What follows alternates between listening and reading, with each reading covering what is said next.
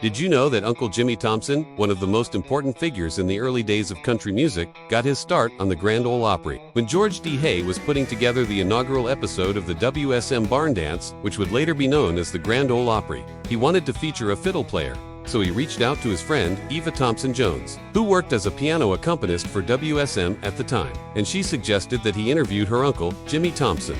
So on the evening of November 28, 1925, Uncle Jimmy became the first person to ever play on the Grand Ole Opry. And his set, which began at 8 o'clock that night, went so well that George D. Hay asked him to stay on for another hour, and Uncle Jimmy played fiddle tunes and sang songs for the entire 2 hours that they were on the air.